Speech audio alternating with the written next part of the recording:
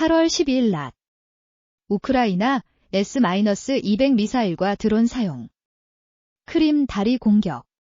동시에 다리 근처에서 여러 차례의 폭발음이 들렸습니다. 지금 보이는 사진은 현지인들이 찍은 사진입니다. 사진에서 최소 8개 이상의 연기 영역이 보입니다.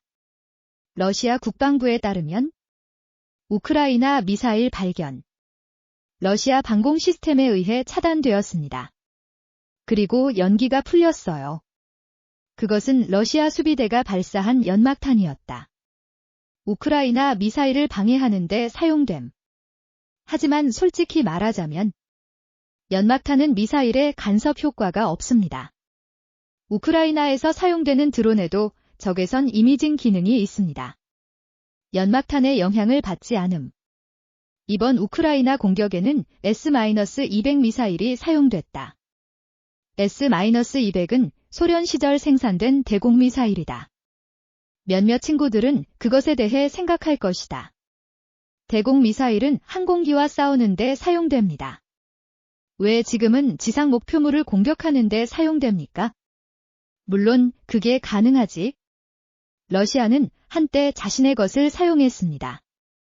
S-300 대공 미사일.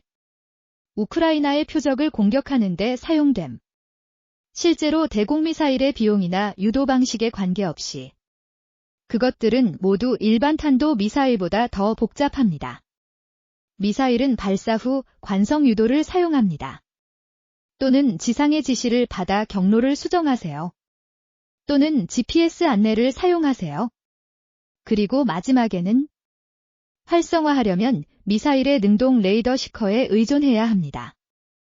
목표 위치 파악 및 최종 요격 실시. 공중 표적은 끊임없이 움직인다. 따라서 대공 미사일에는 능동형 레이더가 있어야 한다. 또는 반능동 레이더 유도. 움직이는 표적의 실시간 추적. 지상 목표는 고정되어 있습니다. 능동 레이더 유도가 필요하지 않습니다. 따라서 대공 미사일을 사용하여 지상 목표물을 공격하는 것이 더 쉽습니다. 그냥 궤적을 계산해봐. 관성 유도를 사용하여 미사일을 발사하면 됩니다. 러시아는 이전에도 이 방법을 사용해왔습니다. S-300 발사. 우크라이나 도시를 공격하는 데 사용됨. S-200은 1960년대 소련에서 개발됐다. 오래된 대공 미사일. 무선 명령 및 능동 레이더 유도가 사용됩니다. 우크라이나는 서방이 제공한 대공 미사일을 대량 획득했다.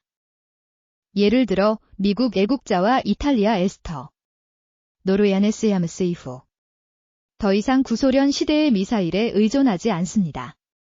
그래서 손에 들고 있던 S-200 인벤토리를 꺼냈어요. 크리미아 공격. 실제로는 매우 효과적인 방법입니다. 두 가지 이점을 제공합니다.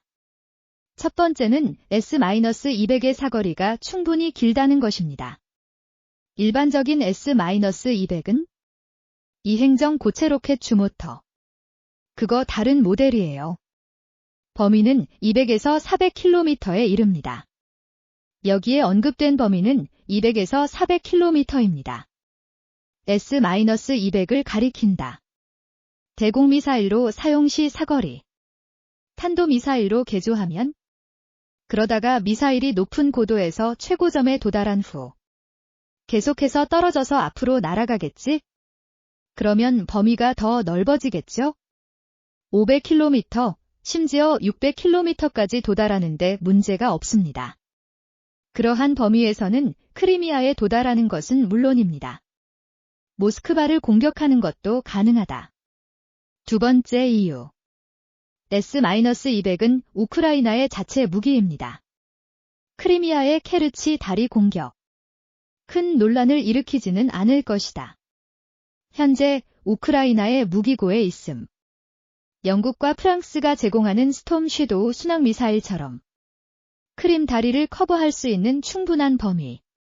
그러나 우크라이나는 지금까지 스톰 섀도우 미사일을 사용하지 않았습니다. 크림 다리 공격. 그러나 스톰 섀도우 미사일은 반복적으로 사용되었습니다. 크리미아와 헤르손을 연결하는 지역에 대한 공격. 종가르 다리. 왜? 아마도 서구 국가일 것이다. 우크라이나와 일종의 합의가 이루어졌습니다. 서구 국가에서 제공하는 무기. 우크라이나에서 사용할 수 있습니다. 원래 우크라이나에 속했던 영토를 공격하는 데 사용됨. 자포로즈하이와 같은 크리미아와 같은. 하지만 크리미아의 케르치 다리. 러시아 본토와 크림 반도 사이의 위치. 따라서 서방 국가들이 우크라이나의 행동을 허용하지 않았을 가능성이 매우 높습니다. 이 무기를 사용하여 케르치 다리를 공격하세요. 우크라이나, 러시아 군사 목표물 공격에 S-200 사용. 이번이 처음이 아니다. 빠르면 올해 7월부터 우크라이나 S-200 지대공 미사일 사용. 크림 반도를 공격했다. 심지어 러시아 자체도 로스토프 지역의 일부 군사 목표. 빠르면 2022년 11월 2일. 북한은 한때 남한을 억제하기 위해 S-200 미사일을 사용했다. 저 멀리 미사일이 떨어지고 있어요. 한국 해안에서 60km. 그 당시 한국은 매우 불안했습니다. 이것이 북한의 새로운 무기인지 아직도 궁금합니다. 그래서 이 미사일을 회수하는데 많은 돈을 썼습니다. 그 결과 밝혀진 바는 현대식 북한 탄도미사일은 아니다. 그러나 구소련의 S-200 미사일은 지능적 가치가 없다. 50년, 60년 이상 사용된 오래된 무기로 S-200은 우크라이나에 의해 점차적으로 단계적으로 폐기되었습니다. 가장 큰 이유는 전자 부품 때문입니다. 및 시스템 노후화. 현대전에는 더 이상 적합하지 않습니다. 그래서 이번에 우크라이나가 발사한 S-200 미사일은 러시아에 의해 차단되는 것은 놀라운 일이 아닙니다. 역시 60년 전의 무기다. 그 목적은 여전히 대공미사일. 2010년에 우크라이나에는 여전히 마지막 S-200 운용자가 4명 있습니다. 대공미사일 배터리. 그러나 2013년까지 보고서에 따르면 우크라이나 S-200 미사일은 모두 폐기됐다. 이제 우크라이나는 더 이상 지대공 미사일을 사용하지 않습니다. 꺼내서 수정해보세요. 탄도미사일로 사용. 모든 것이 잘 활용되고 있다고 할 수 있습니다. 우크라이나 재고 있음. 아직 사용하지 않은 S-200 미사일이 많다. 이 미사일은 현재의 공격에 사용됩니다.